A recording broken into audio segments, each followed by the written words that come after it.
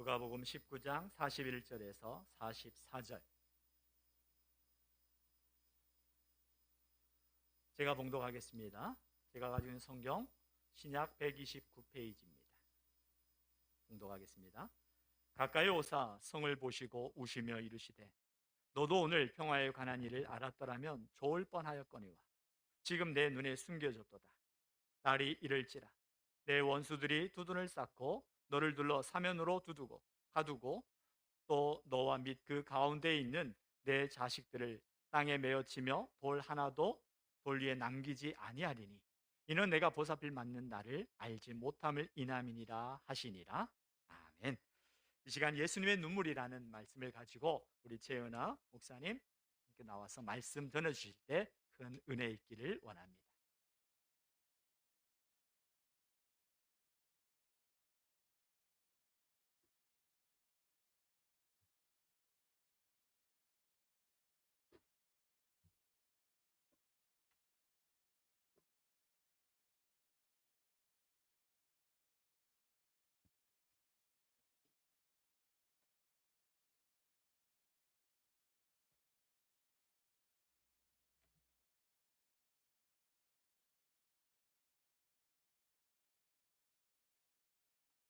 안녕하세요.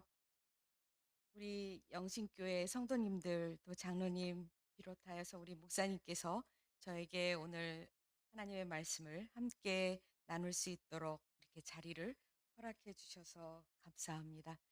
잠시 기도하겠습니다. 주님, 우리가 이렇게 성전에 나와서 예배를 드릴 수 있다는 것이 참으로 감사합니다. 예배를 드려야 하지만 할 수 없는 사람들이 세계 곳곳에 있는데 이렇게 영상으로라도 또 부분적이지만 함께 모여서 예배할 수 있는 오늘을 감사하면서 하나님 앞에 날마다 우리의 마음을 다하여서 주님께 영광 돌리고 찬양하는 우리들 되게 하여 주옵소서.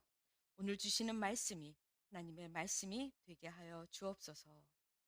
예수님의 이름으로 기도를 드립니다.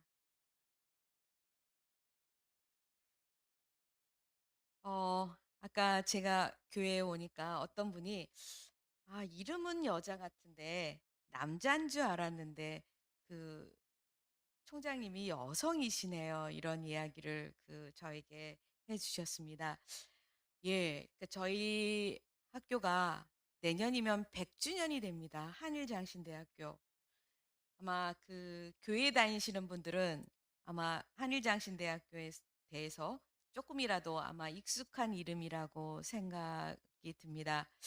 저희 학교가 변두리에 있고 또 과가 그렇게 많지 않기 때문에 일반 사람들에게는 그렇게 잘 알려져 있지 않지만 적어도 우리 성도님들에게는 한일장신대학교를 아마 여러 번 귀에 들어서 아실 것입니다. 우리 목사님도 한일장신대학교를 나오셨고 또 전도사님도 한일장신대학교에 지금 재학 중이신 걸로 제가 알고 있습니다. 저희 학교가 내년이면 100년이 되는데 저희 학교가 처음에 여성이 독일 여자 선교사가 학교를 세웠고 그 이후에 14명이 여성 선교사들이 저희 학교를 지켜왔고 최근 한 4, 50년 동안은 우리 남자 학장, 교장, 총장님들이 계속해서 총장 학교 일을 하다가 100주년을 맞이하여서 우리 여성의 전통을 한번 세워보자는 그런 뜻이 모아져서 제가 작년 11월 6일부터 한일장신대학교 7대 총장으로 봉직을 하고 있습니다. 그래서 저희 총회 교단에 7개의 신학대학이 있는데 그 7개의 신학대학 중에서 제가 유일하게 여자 총장이고 지금까지 어떤 신학교도 역사적으로 여성이 총장이거나 교장이던 적은 저희 학교밖에 없습니다. 그래서 저희 학교가 여성에 대한 어떤 전통이 여성에 대한 교육이라든가 어떤 지도력을 굉장히 강조하는 그런 학교이다 보니까 제가 이렇게 총장으로 일하게 되었고 또 그런 덕에 여러분과 함께 오늘 예배를 드릴 수 있게 되었습니다. 아마도 인터넷을 이렇게 한 번씩 보시는 분은 얼마 전에 인터넷에 나왔던 참으로 아름다운 이야기를 여러분 아마 기억하실 겁니다. 7살 된 딸을 혼자 키우는 아버지가 그만 코로나 때문에 직장을 잃어버리고 수중에 571원밖에 남아있지 않는 통장을 보면서 7살 난 딸이 생일을 맞이해서 피자를 먹고 싶어 하는데 571원 가지고는 도무지 피자를 살 수 없어서 그저 가끔씩 피자를 주문했던 피자집에 전화를 해서 내가 지금 당장 돈이 없어서 돈을 줄 수 없지만 반드시 내가 수급 생활비를 받는 날이 왔을 때 돈을 줄 테니 피자 한 판만 보내주십시오. 이렇게 부탁하는 전화를 했다는 겁니다. 그렇게 큰 기대를 하지 않고 전화를 드렸는데 의외로 그 사장님은 30대의 젊은 사장이었는데 그러라고 그리고 잠시 후에 딸에게 피자가 배달이 되었습니다. 그리고 그 피자에는 결제 완료라고 하는 그런 말이 적혀 있었고 거기에다 덧붙여서 이런 말을 전해 주었답니다.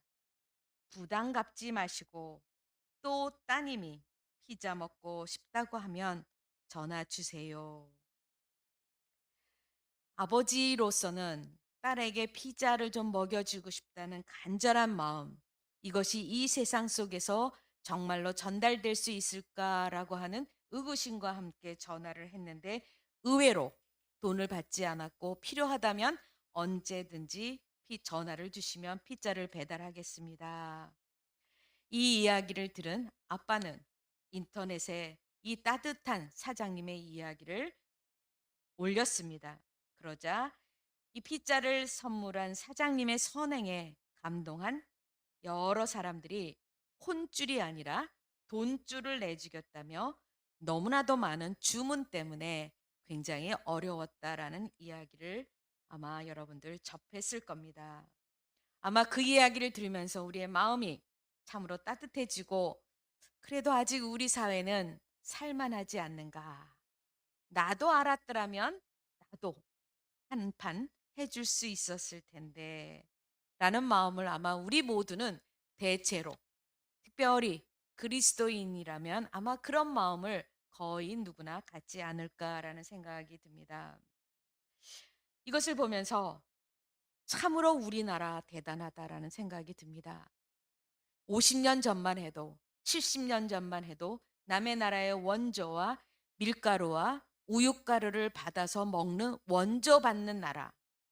아마 세계에서 가장 가난한 나라를 아마 꼽으라고 한다면 앞에서 몇째에 들어갈 만큼 정말 극도로 가난한 나라였던 우리가 일제치하와 전쟁과 독재와 온갖 정치적인 어려움을 겪고 있는 겪었던 우리들. 그러나 2021년에 와서 여러분들 지난 5월 달과 6월 달에 이런 소식을 접했을 겁니다. 우리나라의 문재인 대통령이 미국을 방문했을 때 거기에서 44조 원이라는 어마무시한 돈을 미국에 투자한다라는 이야기. 그래서 문 대통령은 참으로 극진한 대접을 받았습니다.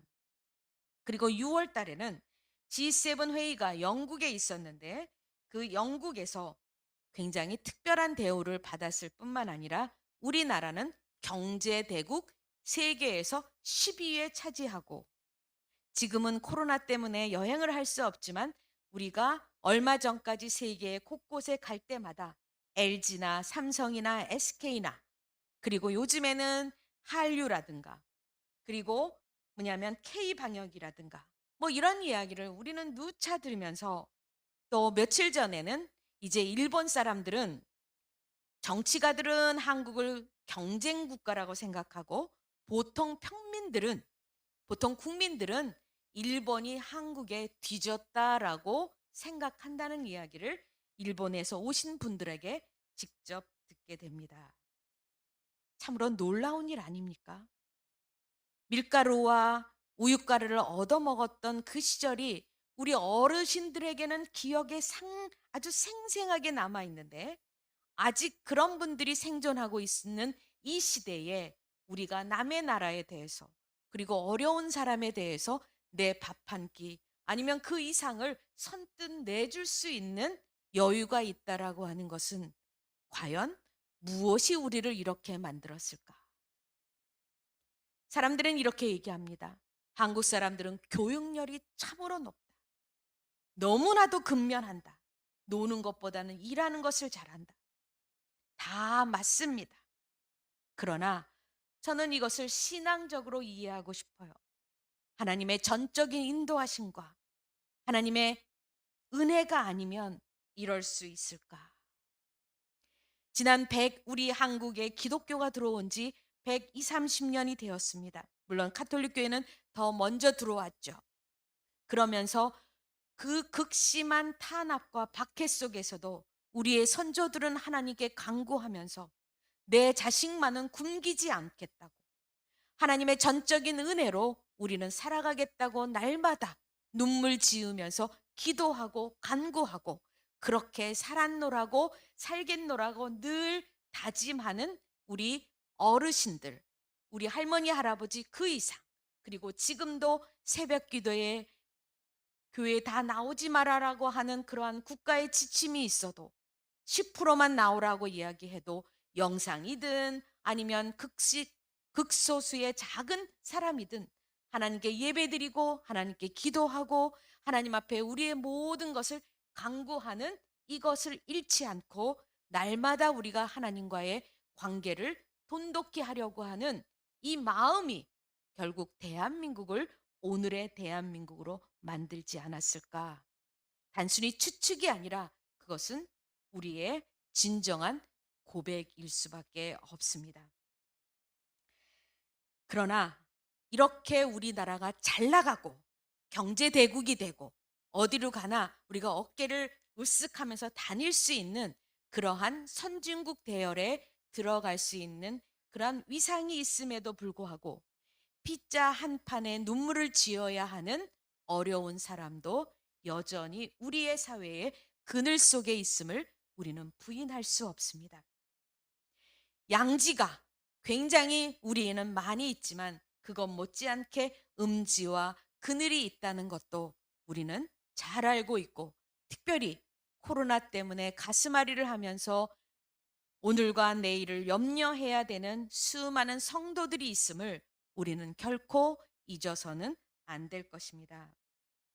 바로 오늘날 우리가 양지와 음지 속에서 아파하고 속상해하고 염려하고 걱정하는 사람에 대해서 우리의 마음과 우리의 형편을 함께 나누고 싶어하는 따뜻한 마음으로 이 사회가 유지되어야 되고 이들을 향해서 우리의 마음을 전하려고 하는 이런 것처럼 바로 예수님 시대에도 바로 그런 시절이 있었습니다. 예루살렘은 그 당시에 로마 사람들이 언제나 이 예루살렘을 차지하기 위해서 로마군에 의해서 지배를 받고 있었던 그런 시대입니다. 그럼에도 불구하고 그 당시에 정치가들과 그리고 종교 지도자들은 하나님께서 택하신 이 예루살렘은 결코 멸망하지 않을 것이다라고 생각하면서 어떻게 해서든 자기 사리사욕을 채우기 위해서 로마에게 아첨하고 뇌물 주면서 자기 자리를 유지했고, 그리고 장사하는 사람은 바로 거기에 예배드리는 사람들을 대상으로 자기의 경제적인 부를 축적하기 위해서 온갖 비리를 갖추었던 것이 바로 예수님 시대의 시대상이었습니다. 예수님께서 마지막에 이제는 곧 십자가를 지어야 된다라고 하는 것을 아시면서 예루살렘에 입성했을 때 곧 무너질 예루살렘을 보시면서 예수님은 눈물을 지으셨습니다. 성경에 보면 예수님은 딱 3번 우셨다고 우리에게 전해줍니다. 물론 예수님께서 3번만 우셨다는 게 아니라 기록이 그렇다라고 하는 이야기인데 그 3번 중에 한 번이 바로 예루살렘에 살고 있는 사람들이 이제 앞으로 예루살렘이 멸망하면 어떻게 세계 곳곳으로 흩어져서 앞으로 2000년 동안에 그들은 방랑하면서 나그네 생활을 해야 되는 그런 아픈 현실을 이미 아셨기에 예수님은 바로 눈물을 지을 수밖에 없었습니다. 그래서 예수님은 그 화려한 예루살렘, 그러나 얼마 있으면 곧 무너질, 그리고 그곳에 살고 있는 수많은 사람들은 곧 세계 곳곳에서 미아가 되는 그 현실을 보면서 자신은 이제 곧 십자가에 죽게 되고, 그러면서 이 백성들을 안아서 위로하고 함께 슬퍼할 수 없는 그런 시간을 생각하면서 예수님은 그만 예루살렘 위에 올라가서 그 성을 보면서 울고 통곡하고 말았던 겁니다. 여러분, 우리는 굉장히 잘 살고 있습니다. 먹거리, 떼거리를 걱정하지 않아도 되고, 여러분의 통장 속에, 여러분의 가정 속에 어느 정도의 여유가 있는 분들이 상당히 우리 속에는 있습니다. 그리고 지금도 우리 대한민국은 앞으로 더 발전하고 부흥할 거라고 하는 그러한 희망을 갖고 있지만, 정말 우리나라는 그렇게 낙관적으로만 생각할 수 있을까라고 경제학자나 미래학자들이나 사회학자들에게 물어볼 때 그들의 대답은 언제나 yes라고만 얘기하지 않고 yes and no 두 개를 똑같이 이야기합니다.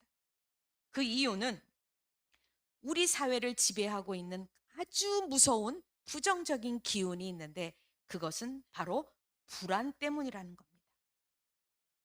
이렇게 경제적으로 성공하고 있음에도 불구하고 우리 안에 살고 있는 사람은 미래에 대해서 누구도 확실한 것이 없기 때문에, 젊은 사람들, 특별히 미래를 살아가야 되는 다음 세대들은 정말 우리는 우리 부모가 누렸던 것 같은 그러한 풍요로움을 우리도 누릴 수 있을까 얘기했을 때, 평생 집 한 칸 마련하기 어렵지 않겠는가?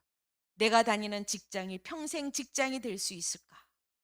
라고 하는 점에서 누구도 안심하고 확실하게 자신의 것을 지킨다라고 보장할 수 없다는 겁니다.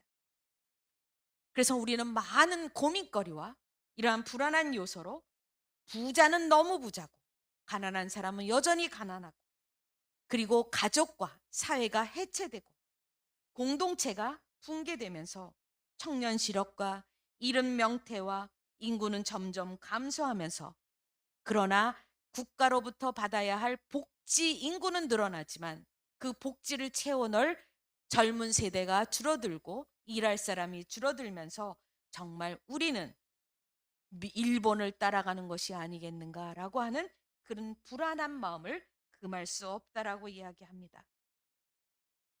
코로나19 굉장히 잘하고 있지만 이것이 얼마만큼 갈지 모르고 이미 극한 상황에 왔다라고 너무나도 힘들어하는 자영업자들과 학생들과 젊은이들은 미래에 대한 걱정에 앞서서 불안한 마음을 감출 수가 없습니다. 이런 우리 시대의 불안과 아픔과 이러한 불확실처럼 예수님은 이런 것을 보면서 눈물을 흘렸던 것입니다. 그래서 전도서에 보면 이런 이야기를 하고 있습니다. 우리가 구약 성경에서 제일 이해하기 어려운 책 중에 하나가 전도서예요. 12장밖에 되지 않지만 이 전도서는 우리에게 아주 오늘날과 비슷한 상황을 많이 얘기해 주고 있습니다. 거기에 보면 이런 이야기가 있습니다. 초상집에 가는 것이 잔치집에 가는 것보다 낫다. 슬픔이 웃음보다 낫다. 왜냐하면 바로 슬픔과 초상집에는 인생의 진지함과 거기에는 의미가 있기 때문이다라고 전도자가 이야기하면서, 너무나도 쾌락과 밝음과 그리고 좋은 곳에만 마음을 쏟지 말고 아픔과 슬픔과 어려움에 마음을 써야 그 안에 진짜 인생의 의미가 있다라고 이야기합니다. 예수님께서도 그 유명한 팔복 말씀에서 이렇게 얘기합니다. 애통하는 자는 복이 있다.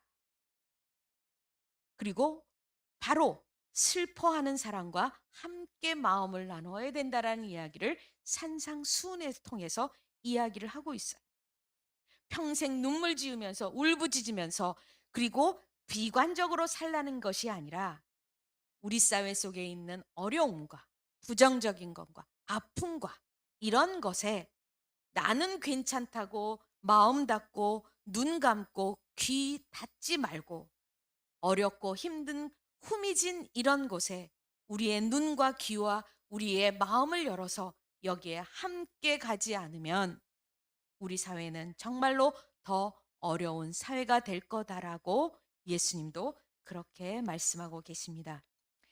제가 여러분에게 3분짜리 영상을 잠시 보여드리겠습니다. 이것은 우리 학교를 처음으로 그 개교하게 한 독일 여 선교사의 삶에 대한 이야기입니다. 여러분 잠깐 보시겠습니다.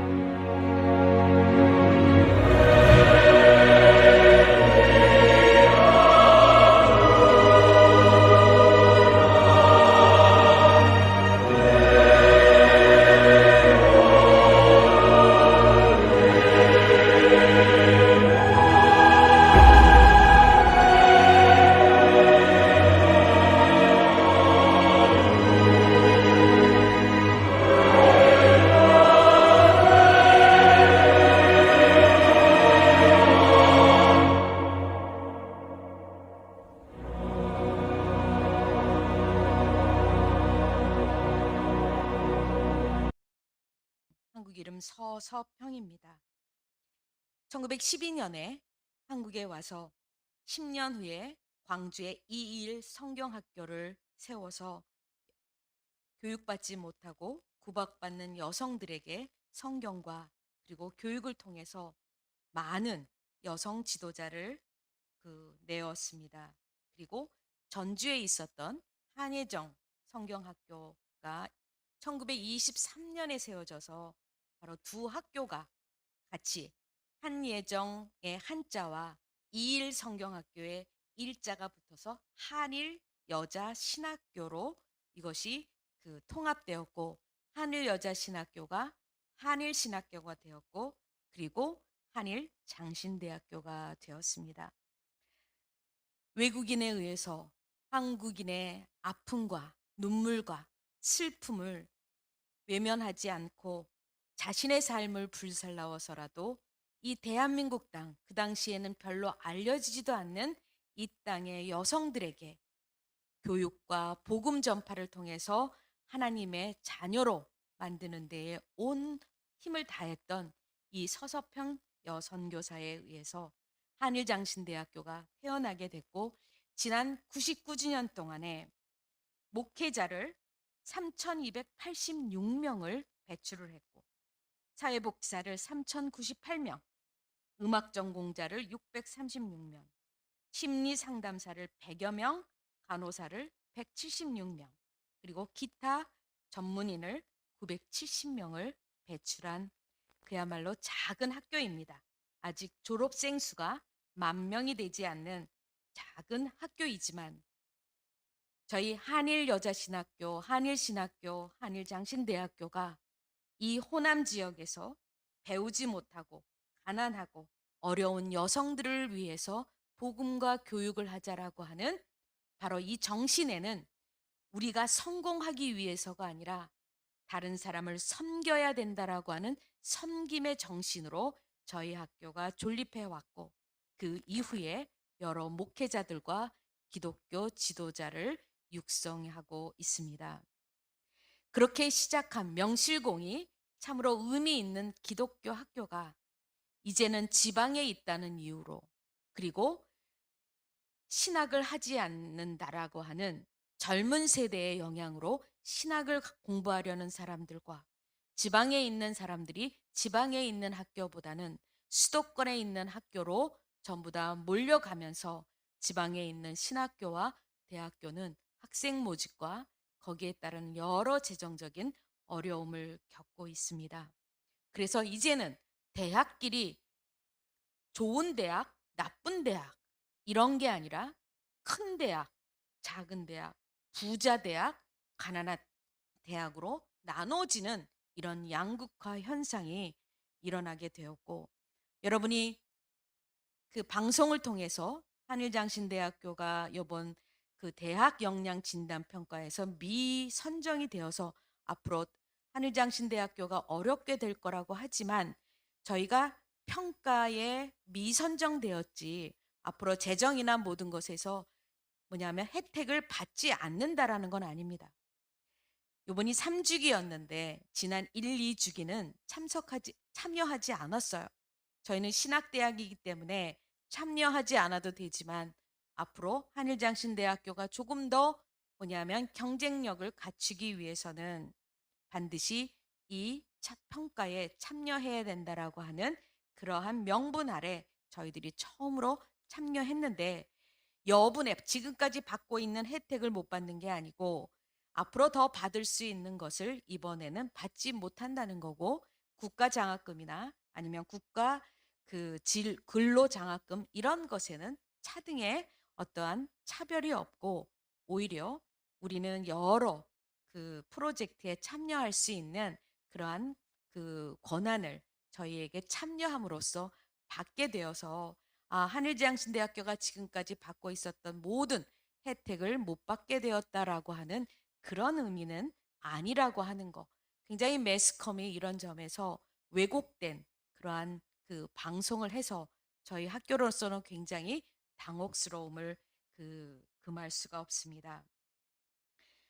저희 한일장신대학교가 99년을 맞이해서 내년 100주년을 맞이하게 되는데, 지금까지 이어올 수 있었던 것은 우리 특별히 지역교회의 기도와 그리고 마음 씀씀과 그리고 후원과 우리 성도님들의 눈물 어린 기도와 이런 모든 지원이 있었기 때문에 가능했다라고 하는 것을 여러분에게 먼저 감사하고 또 감사하는 마음과 함께 앞으로도 우리 하늘장신대학교를 위한 여러분의 눈물 어린 기도와 마음이 끊이지 않고 더 커질 수 있기를 간곡히 부탁드립니다.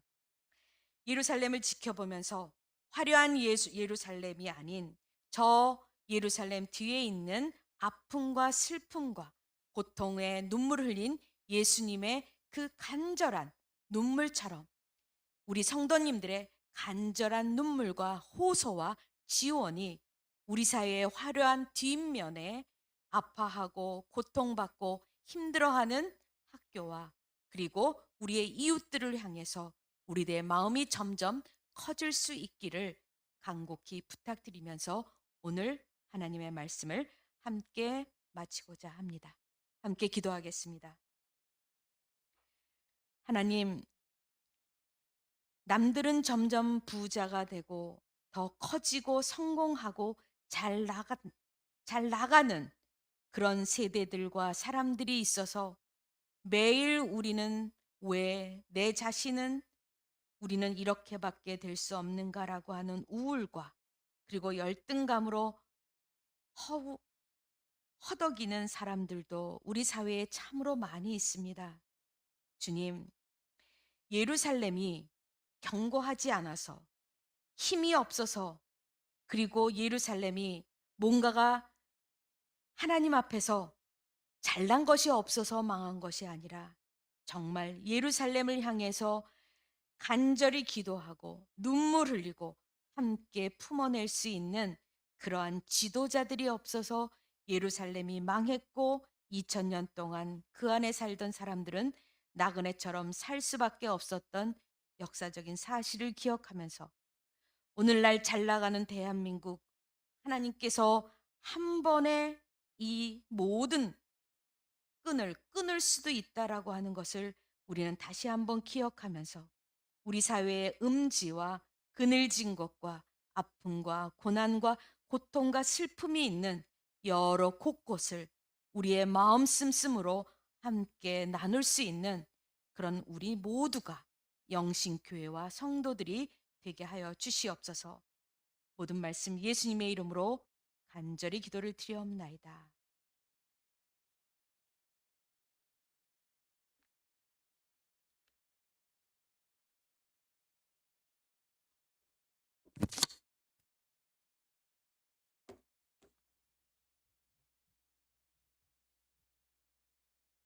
귀한 말씀 감사합니다. 어려운 시기에 또 귀한 책임을 감당하며 또 우리 하늘 양신대가 이 사명을 잘 감당할 수 있도록 우리 총장님과 우리 하늘 양신대에서 박수로 한번 다시 한번 감사. 또 우리가 박수로 격려할 분이 또 한 명 있어요. 우리 정민 집사 사실은 낮에 전화가 왔어요. 아침에 요로를